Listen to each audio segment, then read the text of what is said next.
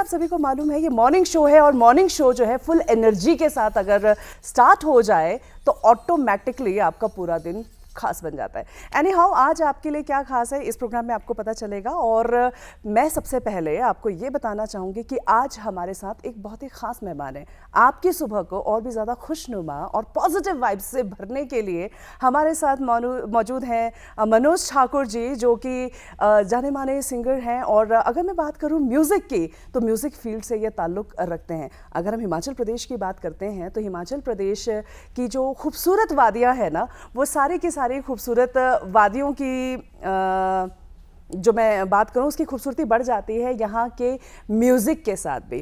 तो यहाँ के मैं कह सकती हूँ आज की डेट में घर घर में म्यूज़िक है किसी ना किसी तरीके से। या तो म्यूज़िक में कोई सिंगर इंटरेस्टेड होगा या फिर म्यूज़िक जो है वो सुनने में इंटरेस्टेड होगा। मतलब कोई घर ऐसा नहीं है जो कि बिना म्यूज़िक के जो है आगे चलता हो या किसी की सुबह या शाम ना होती हो। एनी हाउ, अगर मैं मनोज ठाकुर जी की मैं बात करती हूँ तो म्यूज़िक में जो है काफ़ी लंबे अरसे से ये शिक्षा दीक्षा ले रहे हैं। और DU से इन्होंने अपना मास्टर्स किया है, HPU से इन्होंने अपना पढ़ाई किया है और भी इनके बारे में बहुत सारी बातें जानेंगे। सबसे पहले आपको मिलवाती हूँ मनोज जी से। आपका यहाँ पर स्वागत है। धन्यवाद। तो मनोज जी, आपके बारे में जितनी बात की जाए उतना कम है। और संगीत अपने आप में वो विधा है जिसके ज़रिए चाहे आदमी कितना भी टेंशन में क्यों ना हो, वो टेंशन गायब हो जाती है। राइट। ये सुबह का प्रोग्राम है, आपसे जानना चाहूँगी आपकी सुबह की शुरुआत कैसे होती है? पहले तो आपका पहला जो आपने उपमा दी कि मेरे बारे में जितना कहा जाए उतना कम है, मेरे बारे में आप जितना कम कहें उतना ज़्यादा है ना। मैं संगीत के क्षेत्र में एक बहुत बड़ा शून्य हूँ। एक शून्यता से संगीत शुरू हुआ और अभी भी शून्य हूँ। रही सुबह का आरंभ होने की बात, तो एक ईमानदार कलाकार होता है, अच्छा उस ईमानदारी का सर्टिफिकेट देते हम अपने आप को खुद। हर एक आर्टिस्ट अपने आप को खुद ही वो सर्टिफिकेट देता है अंदर से। उसकी शुरुआत संगीत से ही होती है और दिन का अंत भी संगीत से ही होता है। तो मेरी भी सुबह की शुरुआत जो है वो संगीत से ही होती है। यहाँ पर एक बात कहना चाहेंगे कि देखिए, जो जितना बड़ा कलाकार होगा वो हमेशा अपने आप को शून्य ही मानेगा। और ये सबसे बड़ी बात होती है कि क्योंकि हर दिन हम कुछ ना कुछ सीखते हैं। जब वो पूर्णता की भावना आ जाती है कि now we are on the top, बस वहीं पर पतन जो है शुरू हो जाता है। तो अगर किसी ने बहुत आगे पहुंचना है तो ये मेरा पर्सनल ओपिनियन है कि खुद को ज़ीरो ही रखना चाहिए, क्योंकि ज़ीरो को फिल करना आसान होता है, लेकिन जो ऑलरेडी जब ज़ीरो फिल हो जाता है तो उसे कुछ नया सिखाना वो बहुत मुश्किल हो जाता है। आपने बात की कि सुबह की शुरुआत होती है संगीत के साथ, रियाज के साथ। और जब भी कोई संगीत प्रेमी की हम बात करते हैं, किसी सिंगर की हम बात करते हैं, तो नो डाउट उसके दिल के सबसे करीब जो है रियाज ही रहता है। तो क्यों ना आज की इस सुबह की शुरुआत भी जो है संगीत में ही करते हैं। ज़रूर। मैं आपको राग भैरव बहुत ही इनिशियल राग है और कहने को इनिशियल है लेकिन बहुत बड़ा है, बहुत वास्ट है। इसका छोटा सा स्वरूप आपको सुना देता हूँ जी।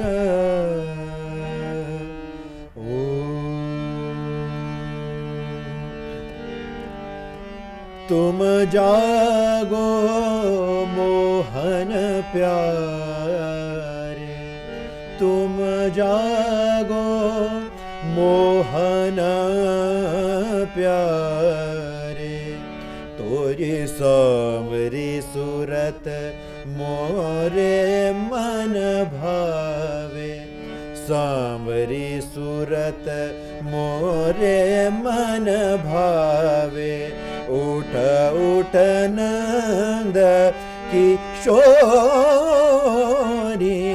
जागो मोहन प्यारे।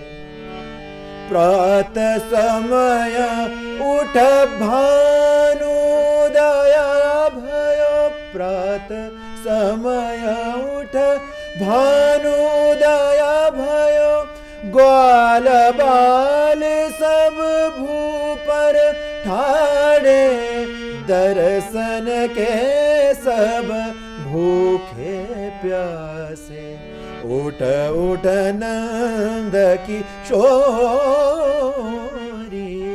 जागो मोहन प्यारे, तुम जागो मोहन प्यारे।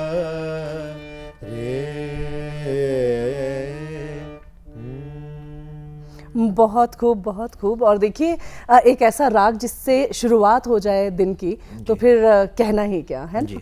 और मैं यहाँ तमाम दर्शकों को बताना चाहूँगी कि आज जितनी सधी हुई गायकी आपकी लग रही है, जो हम सुन पा रहे हैं, यहाँ लोग आपको देख रहे हैं, तो वो गायकी 1 या 2 दिन का परिणाम नहीं है, उसके पीछे एक लंबा एक्सपीरियंस है, मैं कहूँ एक लॉन्ग स्ट्रगल ये रहा है।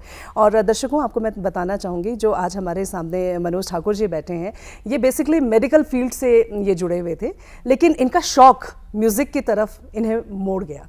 कैसे, इनसे जानते हैं।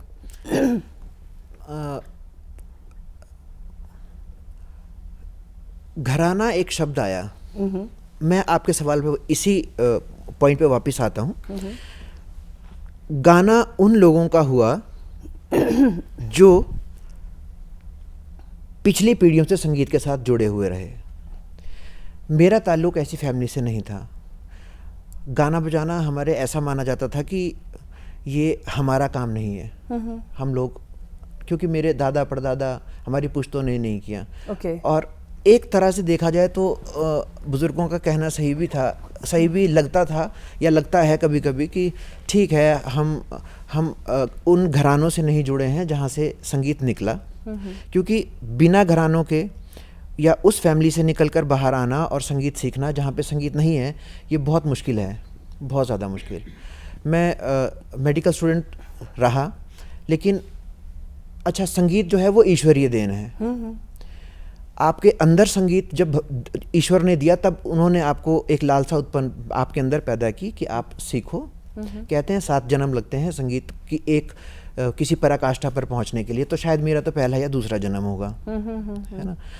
तो घर वाले कहते थे कि संगीत नहीं सीखना है, ये हमारी फील्ड नहीं है। लेकिन चलिए, आउट ऑफ द वे जाकर कुछ बहुत सारे ऐसे भी स्टेप्स उठाए जो घर वालों के नज़रिए से सही नहीं थे, जिससे उनके मन को दुख पहुंचा उस समय। आज के समय में नहीं, क्योंकि वो देखते ही होंगे कि अब अच्छा, अपना जीवन यापन करने के लिए आदमी जो है सक्षम होना चाहिए, तो उन्हें लगता है कि अब सक्षम है तो चलो ठीक है जो भी है। लेकिन इनिशियल स्टेजेस पे हम लोगों को, या मेरे जैसे बहुत सारे लोग ऐसे, और ख़ासकर हिमाचल में ऐसे बहुत सारे बच्चे ऐसे हैं जिन्हें बहुत ज़्यादा स्ट्रगल सीखने के लिए करना पड़ता है। तो मैंने भी थोड़ा सा आउट ऑफ द वे थोड़ा रास्ता बदला था, बहुत आंदोलन क्रांतिकारी बनकर घर वालों के अगेंस्ट जाकर। तो फिर धीरे धीरे सब सेटल होता गया। और वैसे मनोज जी देखिए, बात भी है ना कि अगर हम बॉलीवुड की हिस्ट्री को भी अगर देखते हैं तो बड़े बड़े म्यूजिशियंस ऐसे हुए हैं जिनके फैमिली ने पहले सपोर्ट नहीं किया, लेकिन उनकी क्योंकि हॉबी थी, या आप ये कहें कि ईश्वरीय देन थी कि उन्होंने म्यूजिक की फील्ड में ही उन्होंने अपना नाम बनाना था। बाद में जाके वो इतने कामयाब हुए, इतने सक्सेसफुल है, वो चाहे एक्टर है, डायरेक्टर है, चाहे म्यूजिक डायरेक्टर, किसी भी फील्ड से रिलेटेड है, बट बॉलीवुड भरा पड़ा है ऐसे एग्जाम्पल्स के साथ में। तो मुझे ये लगता है कि जो एक बहुत बड़ी हस्ती होती है, वो स्ट्रगल जो उसका जब स्टार्ट होता है तो पहले लगता है कि भाई बड़ा स्ट्रगल है, लेकिन धीरे धीरे जब वो ग्रो करता है तो पूरी दुनिया उसके उस स्ट्रगल को या उसकी मेहनत को पहचानती है, देखती है। आपने बात की घराने की, तो अब हम आना चाहेंगे घराने पर कि आपने जब संगीत की दीक्षा ली तो वो किस घराने से ताल्लुक आप रखते हैं, आपके गुरु के बारे में कहीं बताएं। देखिए, जब हम बहुत प्रारंभिक शिक्षा हम किसी से लेते हैं तो हमें नहीं मालूम होता कि हम कोई किसी घराने को भी फॉलो कर रहे हैं। अच्छा। जब हम बिल्कुल इनिशियल स्टेजेस पे होते हैं, हम जाते हैं कि हमें म्यूज़िक सीखना है। मैं भी ऐसे ही गया था कि मुझे हारमोनियम का बहुत शौक था, तो मैं डॉक्टर प्रवीण जेरेट जी के पास सीखने गया।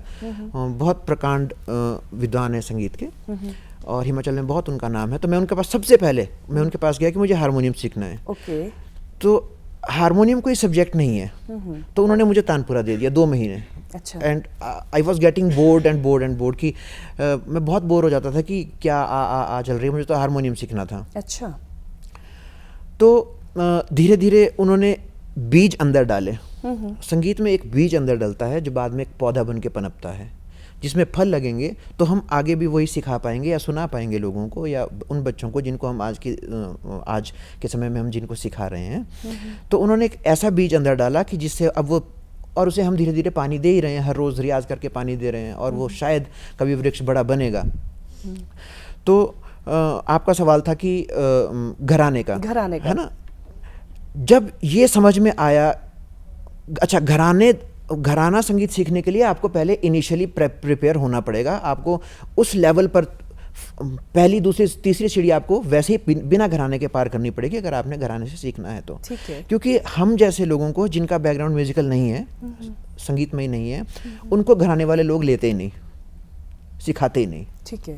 तो ये अपने आप में बहुत मुश्किल है कि अगर आपने कोई क्लासिकल जो सिंगिंग की ट्रेनिंग लेनी है तो अपने गुरु को आपने तो चुन लिया, पर गुरु आपको चुने ना चुने, ये एक बड़ा सवाल है। एग्जैक्टली। वो पात्रता होनी चाहिए। कहते हैं शिष्य में तो पात्रता गुरु देखता है, लेकिन गुरु में भी पात्रता शिष्य को देखनी चाहिए। आज के समय में बहुत सारे मैं आपके इस शो के माध्यम से शायद बहुत सारे लोग इस बात से नाराज़ भी होंगे, लेकिन चलो सत्यता कह देनी चाहिए। आज बहुत सारे बच्चे ऐसे भी हैं जो गलत शिक्षा ले रहे हैं, जिन्हें मालूम ही नहीं है कि हम कहाँ सीख रहे हैं और हम सीख क्या रहे हैं। मैं ऐसे बहुत सारे बच्चों को सुनता हूँ जो जिनको कुछ गाने को कहो तो वो गाते कुछ हैं, वो कहते हैं कि हमें सिखाया ही ऐसा गया है। Okay. लेकिन चलो जहाँ तक घराने की बात आती है तो मैंने सबसे पहले किराना घराने से सीखना शुरू किया था। पहले मैंने इनिशियली सीखा डॉक्टर प्रवीण जेरेट जी के पास। उन्होंने मेरे अंदर इतने संगीत के बीज भरे कि वो कभी ख़त्म ही नहीं हुए, और ये सब संगीत जो आज है वो उन्हीं लोगों की देन है। फिर मैंने किराना घराने से उस्ताद अख्तर नवाज साहब के पास, दिल्ली जो किराना घराने के वारिस रहे, उनसे मैंने 8 साल दीक्षा ली। फिर किसी कारणवश वो थोड़े से उनका माइंड थोड़ा अपसेट हो गया, उनके बेटे की अचानक करंट लगने से उनका देहांत हो गया था। भाई अहमद उनका नाम था। तो फिर उन्होंने सिखाना छोड़ दिया। फिर मैंने यहाँ पे लोकेंद्र कंवर जी हुआ करते थे, स्वर्गीय श्री लोकेंद्र कंवर जी, उन्हें हिमाचल प्रदेश की सरस्वती कहा जाता था। उनसे मैंने शिक्षा दीक्षा ली, और वर्तमान में मैं उस्ताद अब्दुल रशीद खान साहब के जो शागिर्द हैं डॉक्टर हेमराज चंदेल जी, उनसे सीख रहा हूँ, और सीखना तो निरंतर जारी रहेगा। देखिए, अपने आप को निखारने के लिए जो लर्निंग प्रोसेस है वो कंटिन्यू रहना चाहिए, और हमें लगता है कि हम जीवन के आखिरी सांस तक हम सिर्फ सीखते हैं। अगर हमें कहीं उठना है ऊपर, हमें लगता है कि हम कुछ बाकी लोगों से हटके कुछ करें, तो सीखना कभी छोड़ना नहीं चाहिए। आपके घराने की आपने बात की, तो इस घराने में जो है किस टेक्निक को यूज़ किया जाता है वॉइस कल्चर के लिए? देखिए, जहाँ तक किराना घराने की बात है, वहाँ पे आकारिक ताने। अच्छा। देखिए, मैं आपको एक छोटा सा एग्जांपल देता हूँ।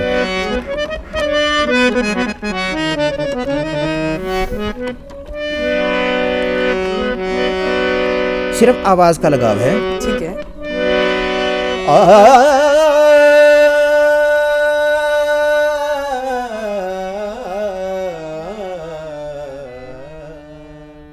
एक चीज है। ओके।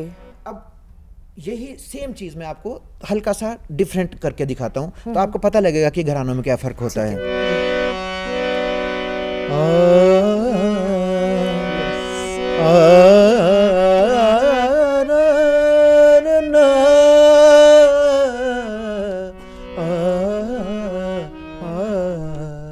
छोटा सा फर्क है, राग वही रहेगा।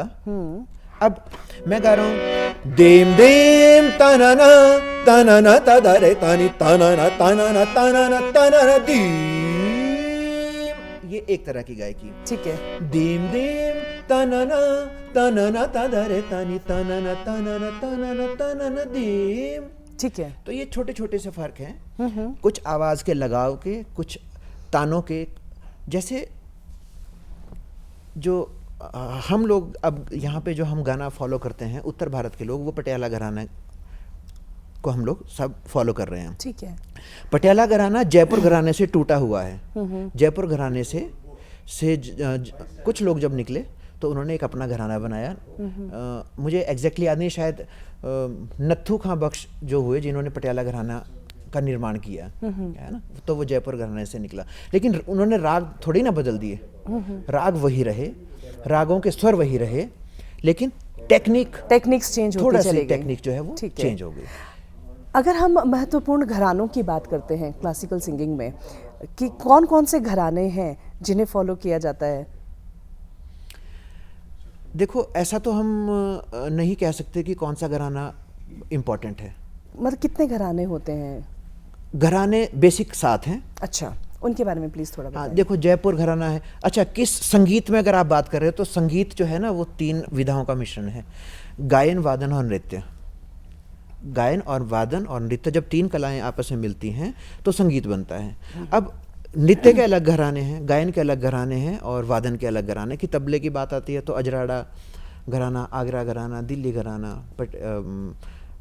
ऐसे घराने हैं। गायन की बात करें तो जयपुर है और पटियाला है, किराना है और अलादिया है। अच्छा। और रामपुर सहसवान घराना है, मेवात घराना है। ये बेसिक घराने जो थे।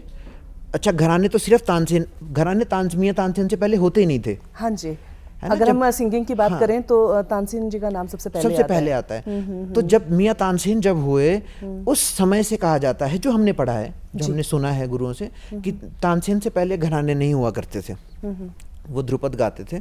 तो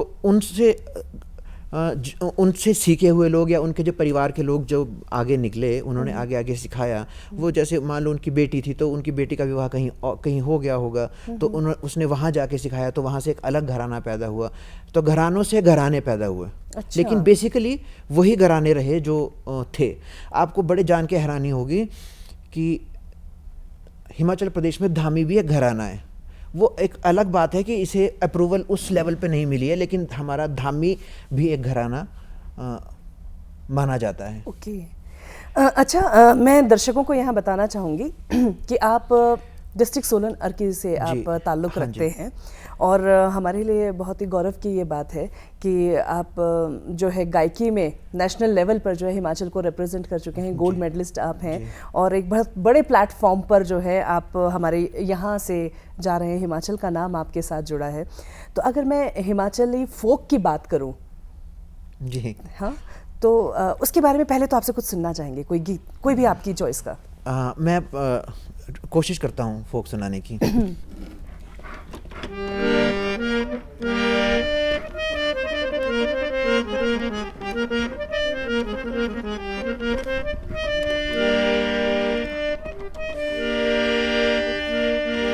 हाय धारो पंदोरिया मजनुआ बोलो, तेरे बेपुर बोखे पंगे।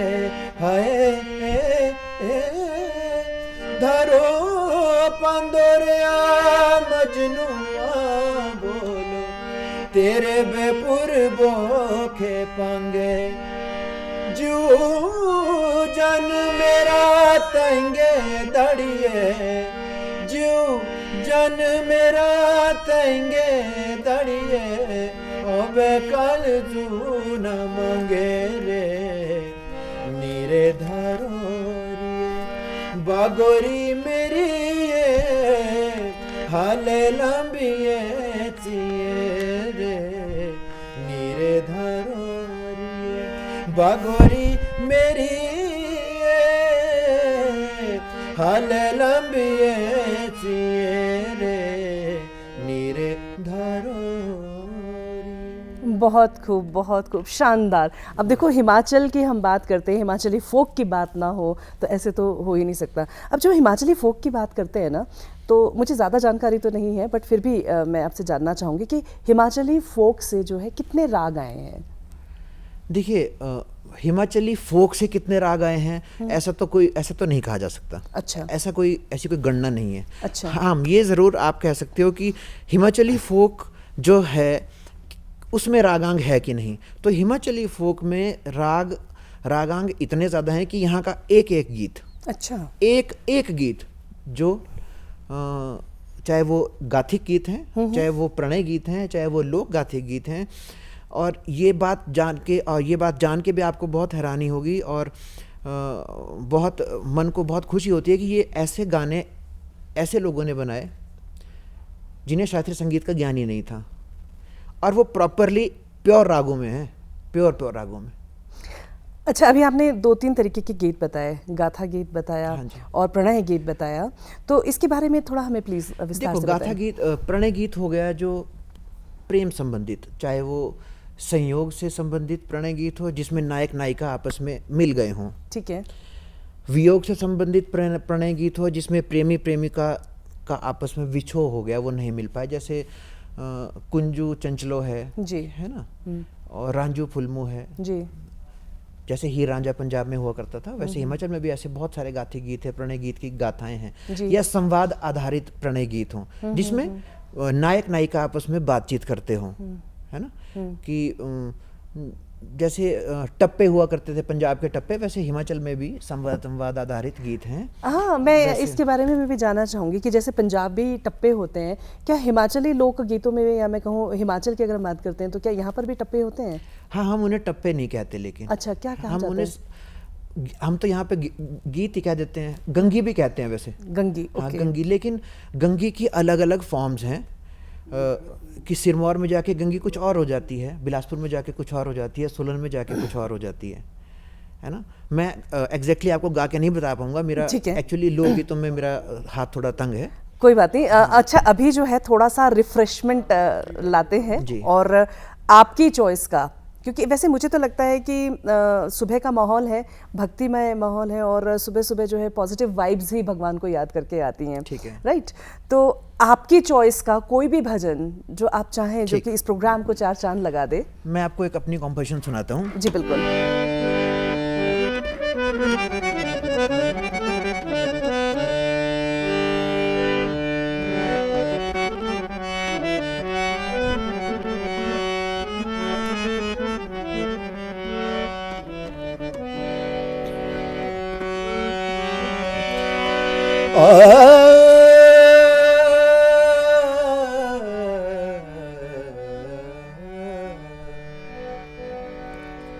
पितु मातु सहायक स्वामी सखा, तुम ही एक नाथ हमारे हो। पितु मातु सहायक स्वामी सखा, तुम ही एक नाथ हमारे हो। जिनके कछु और आधार नहीं, जिनके कछु और आधार नहीं, तिनके तुम ही रखवारे हो। पितु मातु सहायक स्वामी सखा, इस जीवन के तुम जीवन हो, इस जीवन के तुम जीवन हो, इन प्राणन के तुम प्यारे हो। प्रतिपाल करो सगरे जग को, प्रतिपाल करो सगरे जग को, अतिशय करुणा उरनारे हो। पितु मातु सहायक स्वामी सखा।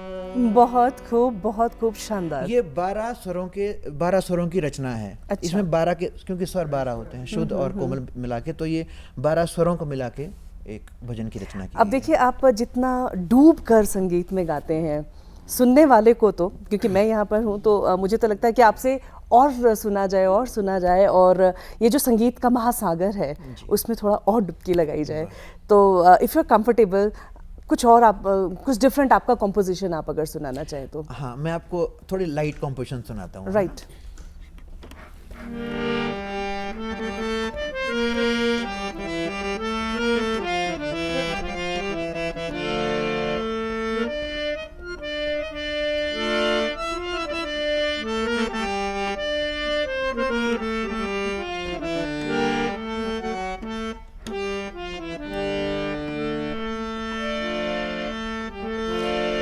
चलो जिंदगी को फिर से पुकारे, वो लम्हे सुकून के मिलकर गुजारे, चाय के बहाने। हम कहते हैं ना कि कभी आओ, बैठते हैं, चाय पीते हैं, गपशप मारेंगे, है ना। तो ये उस थॉट को लेके एक गाना बनाया था मैंने कभी। इसके आपको कहानी सुनाऊंगा बहुत शॉर्ट में जी। चलो जिंदगी को फिर से पुकारे, वो लम्हे सुकून के मिलकर गुजारे, चाय के बहाने, चाय के बहाने, चाय के बहाने, चाय के बहाने। सपना समझ ले मुझे पास बुला ले, वो सोने से दिन थे चांदी सी रातें, चलो चल के ढूंढे वो बातें पुरानी, मिल जाए शायद कोई कहानी। चलो जिंदगी को फिर से पुकारे, वो लम्हे सुकून के मिलकर गुजारे, चाय के बहाने, चाय के बहाने, चाय के बहाने, चाय के बहाने। बहुत खूब शानदार, I must clap for this. अब देखिए, अगर हम हमारे देश की बात करते हैं तो चाय पर बहुत सारी कहानियाँ शुरू होती हैं, चाय पर बहुत सारी कहानियाँ ख़त्म भी होती हैं, बनती भी हैं, बिगड़ती भी हैं, सफ़र शुरू भी होता है, सफ़र ख़त्म भी होता है। और चाय को लेकर के जो कॉम्पोजिशन बनाई है शानदार, और मुझे तो बहुत पसंद आया, एंड आई होप हमारे जितने भी दर्शक हैं उन्होंने भी इसे खूब इन्जॉय किया होगा। अच्छा, म्यूज़िक में जब हम बात करते हैं ना, तो कुछ एक लाइन कुछ इस तरीके से आप प्लीज़ मुझे करेक्ट करिएगा, एक सदै सब सधे, वो इस तरीके से क्या है? वो एके साधे सब सधे, हाँ, सब साधे सब जाए। राइट। तो इसका क्या मतलब है और क्या गंभीरता इसकी है? देखिए, इसका बहुत गहरा मतलब है। अच्छा। कहते हैं कि एक विधा को साधो एक चीज को साधने से। अच्छा। मान लीजिए मैं कवि हूँ, मैं उसकी प्रैक्टिस तो कर नहीं रहा हूँ, मैं गाने की प्रैक्टिस कर रहा हूँ, मैं सोचता हूँ मुझे प्रोफेशनली तो कवि बनना है। अच्छा। साध मैं कुछ और रहा हूँ। या मान लीजिए कि मैं सोचता हूँ कि मुझे तबला भी बजाना है, मुझे गाना भी है, मुझे सितार भी बजाना है, तो ऐसा नहीं हो पाएगा। अच्छा। अगर मैंने सोच लिया कि मैंने सिर्फ साधना गायन की करनी है, तो मुझे गायन पर ध्यान देना पड़ेगा, एक विधा पे, एक विधा पे। ये इसका एक्चुअल मतलब है। मैं इसका क्या मतलब निकालता हूँ, जो मुझे अपना जो मैंने इसका एक्सपीरियंस है, भावार्थ जो निकाला हुआ है वो है कि एके साधे, सा एक स्वर है, धे उसका ध्यान लगाना। ओके। ये भावार्थ मैंने अपने लिए स्वयं बनाया है। एके साधे, एक सा का ध्येय करने से, उसका ध्यान लगाने से सब साधे, सारे के सारे स्वर अपने आप सध जाते हैं। वाह, क्या बात है ना। ऑलमोस्ट कि आपको लगभग एक सा को तो साधना है, क्योंकि क्योंकि संगीत में कहा जाता है, हिंदुस्तानी भारतीय संगीत जो हिंदुस्तानी शास्त्रीय संगीत है, अच्छा 2 तरह का शास्त्रीय संगीत है हिंदुस्तान में, एक हिंदुस्तानी शास्त्रीय संगीत और दूसरा कर्नाटकी शैली भी है। अच्छा। क्योंकि हम उत्तर भारत से हैं तो हम हिंदुस्तानी शास्त्रीय संगीत को फॉलो करते हैं। तो कहते हैं कि सिर्फ सा को साधने से, सा का रियाज करो, बाकी आपके स्वर अपने आप ठीक हो जाएंगे। ऐसा नहीं है कि बाकी स्वरों का रियाज नहीं करना, लेकिन मान लीजिए आप गांधार का रियाज आधा घंटा कर रहे हैं तो आपको सा का रियाज 2 घंटे करना पड़ेगा, है ना। तो ये मेरा अपना ओपिनियन है कि एक साधे, एक सा का ध्येय करने से आपको उस साधना का फल जरूर मिलेगा। बहुत खूब। अच्छा, भी आपने कहा कि साउथ से भी क्या कुछ ऐसा है कि साउथ से भी जो है हमारे कुछ राग हम लोग यहाँ पर जो फॉलो करते हैं, वो कौन कौन से राग हैं? हम एग्जैक्टली तो किसी को फॉलो नहीं करते, नाम अच्छा। चेंज हो जाते हैं। ठीक है ना, नाम चेंज होते हैं? हाँ, नाम जैसे एक जैसे थोड़ा गायकी में देखो, हमारी जो गायकी है हिंदुस्तानी शास्त्रीय संगीत की, वो स्वर प्रधान है। अच्छा। वो स्वर प्रधान है। और जो कर्नाटकी शैली है वो ताल प्रधान है। अच्छा। अगर आपने कभी सुना होगा तो वो यहाँ पे ताल देते रहते चलता हैं, रहता है। यहाँ पे ताल वो कंटिन्यूटी में देते रहते हैं, तो उनका ताल प्रधान है। हमारा जो संगीत है वो स्वर प्रधान है। काफ़ी ऐसे राग हैं जो वहाँ पे किसी और नाम से प्रचलित हैं, यहाँ पे किसी और, लेकिन गायकी में तो फर्क है ना। अब मान लो मैं गा रहा हूँ,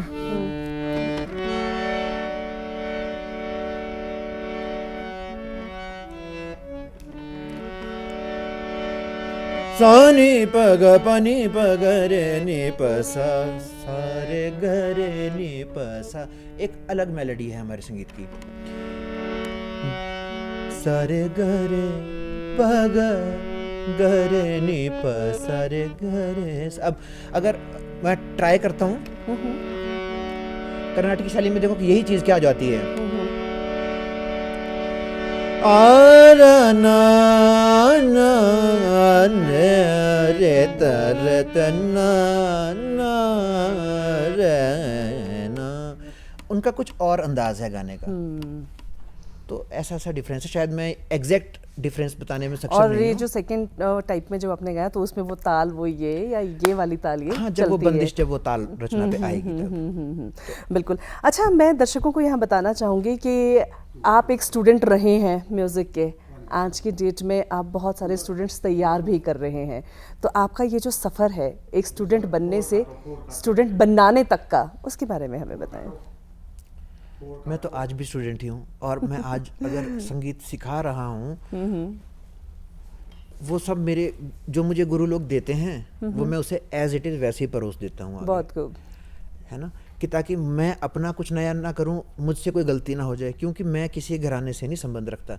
मुझे तो जो परोसा, है ना, क्योंकि मेरे गुरुओं ने मुझ में पात्रता देखी होगी तो मैंने भी अपने गुरु में पात्रता देखी होगी, और मेरे संगीत के सफ़र में 20-22 साल मुझे सीखते हुए हो गए, तो इतना तो मुझे मेरा IQ शायद इतना डेवलप कर दिया है उन लोगों ने कि अपने गुरु की पात्रता मैं गुरु पात्रता देख के ही बनाऊंगा। है, तो मुझे इतना विश्वास है कि वो मुझे जो सिखा रहे हैं वो 100% खरा सोना है। अच्छा, यहाँ एक सवाल ये भी आता है मनोज जी ना, आप किस उम्र में आपने संगीत सीखना शुरू किया?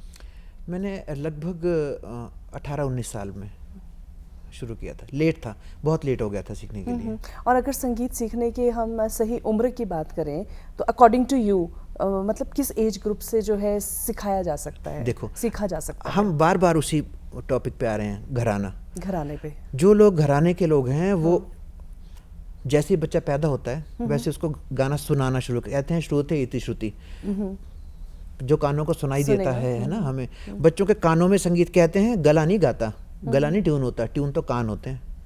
जब कान ट्यून होंगे ना तब कहीं जाके गला ट्यून होगा। तो घरानों में तो बच्चों को बिल्कुल बचपन से सिखाना शुरू कर दिया जाता है, उनको सुनाना शुरू कर दिया जाता है, और जब वो कुछ बोलने के कगार पे पहुंचते हैं तो उस टाइम वो सुर में होते हैं, फिर उन्हें रागदारी सिखाई जाती है। तो एग्जैक्टली ये तो नहीं कहा जा सकता कि क्या एज हो सकती है, लेकिन ऐसा है कि चलो जो लोग संगीत से नहीं जुड़े हैं वो 5, 7, 8 साल से बच्चों को अगर संगीत के क्षेत्र में लगा दें, शास्त्रीय संगीत सीखने के लिए लगा, लेकिन शास्त्रीय संगीत सीखने में लगाएं। शुरुआत अगर संगीत सीखने की हो तो वो शास्त्रीय संगीत से होनी चाहिए। ऐसा नहीं उठा और कोई भी गीत जो आप है देखो आज की डेट में बहुत सारे बच्चे हैं गिटार लेके बैठ रहे हैं, हर कोई आ रहा है कि हमने गाना रिकॉर्ड करना है, और वो गाने हिट हो रहे हैं, और जो लोग सीख रहे हैं वो डर रहे हैं कि हम रिकॉर्ड करें कि नहीं करें। तो ऐसा क्यों है कि जो मतलब जिन्होंने बहुत डीप नॉलेज एक लिया हुआ है शास्त्रीय संगीत में, या बहुत पहले से डीप स्टडी आप कर रहे हो, और जो बिल्कुल फ्रेशर्स आ रहे हैं बिना किसी उसके जो गा रहे हैं, तो फिर ये मतलब डर क्यों है? ये इसे संस्कार भी कहा जा सकता है और स्वरों का भय भी। अच्छा। और स्वरों का भय होना बहुत ज़रूरी है। आप अगर हम स्वरों से डरेंगे नहीं ना, स्वर लग रहा है कि नहीं लग रहा, आपको लग रहा होगा कि मैं गा रहा हूँ, आपको अच्छा लग रहा होगा, लेकिन मुझे पता है कि मैं क्या गा रहा हूँ, मेरे स्वर उस फ्रीक्वेंसी तक पहुँच रहे हैं या नहीं पहुँच रहे हैं, है ना। तो जो लोग बिना सीखे गा रहे हैं उन्हें हम तो सुन ही रहे हैं, हमें तो मालूम है कि वो क्या गा रहे हैं। right. लेकिन हमारे भी तो गुरु आगे बैठे हैं। अगर मान लो मैं अपना कोई गाना रिकॉर्ड कर दूं तो मुझे इस बात का भी डर है कि मैं कितने पानी में हूँ मैं जानता हूँ, और मुझे पानी में जिन्होंने डाला है वो मुझसे भी बड़े उस्ताद हैं। एक्सपीरियंस मैटर करता है। देखिए, जिसे जानकारी नहीं है वो तो कहीं से भी स्टार्ट कर देगा, लेकिन जिसे जानकारी है उसे लगेगा कि भाई मैं जस्टिफाई कर रहा हूँ उस चीज़ को कि नहीं कर रहा हूँ। बिल्कुल। कहीं ऐसा तो नहीं है कि मेरी गायकी में या मेरे काम में कल कोई क्वेश्चन मार्क लग जाए, तो अब तक का जो सीखा हुआ है वो मतलब वो तो पढ़ाई सारी फेल हो गई है। तो यही एक डिफरेंस है। लेकिन अकॉर्डिंग टू मी आपका जितना आप सीख के गाते हैं और जो दूसरे तरीके से शुरू हो जाते हैं उसमें डिफरेंस हमेशा देखने को मिलता है। बिल्कुल रहता है। अच्छा, अब हम धीरे धीरे आखिरी पड़ाव पर आ गए हैं, तो आज के इस मॉर्निंग शो को और एक खास एंडिंग अगर हमने करना हो आज की डेट में, तो कौन सी सॉन्ग के साथ आप करना चाहेंगे? आप क्या सुनना चाहेंगे? भजन सुनेंगे? चलो मैं आपको एक क्लासिकल एक दादरा सुना देता हूँ। क्लासिकल की एक फॉर्म है। Okay okay.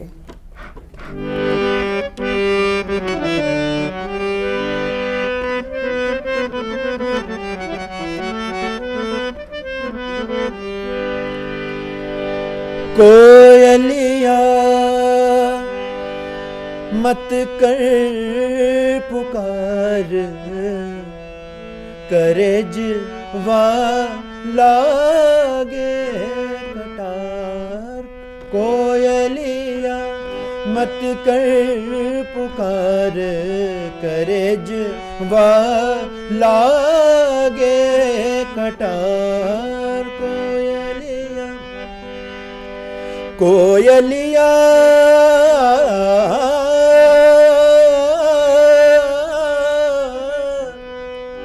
जा पिया के देश, उनसे कहना ये संदेश।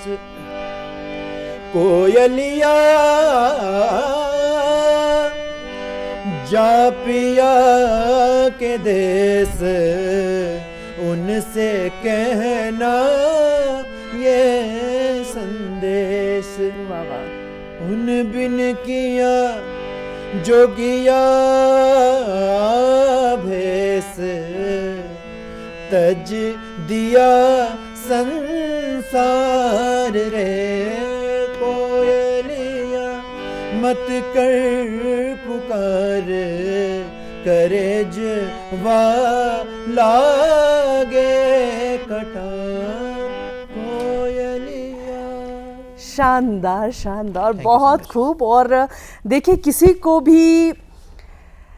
को भी सुनना लाइव अपने आप में रोंगटे खड़े कर देता है। मुझे लगता है कि आप ईश्वर का साक्षात्कार कर रहे हैं, आप ईश्वर को सुन रहे हैं, माँ सरस्वती को आप सुन रहे हैं। और किसी की भी, मैं हमेशा ये बात करती हूँ कि म्यूज़िक में वो पावर है कि आप कितने भी मुश्किल समय में क्यों नहीं है, आप उस मुश्किल समय को, उस परेशानी को भूलकर आप किसी दूसरी ही दुनिया में पहुंच जाते हैं। तो मनोज जी, आप यहाँ पर आए और आपने आज की सुबह को बहुत ही शानदार बनाया, और आज का ये जो शो है उसे बहुत ही खास बनाया तमाम दर्शकों के लिए। दूरदर्शन हिमाचल पर नमस्ते हिमाचल के लिए आने के लिए आपका बहुत बहुत शुक्रिया। Thank you so much. खैर, आप देख रहे हैं नमस्ते हिमाचल और हम बिल्कुल आखिरी पड़ाव पर हैं। इसी तरीके से आपके लिए कुछ खास शोज़ हम हर रोज़ लेकर के आते हैं, तो आप कहीं नहीं जाइएगा, देखते रहिएगा दूरदर्शन हिमाचल यूं ही।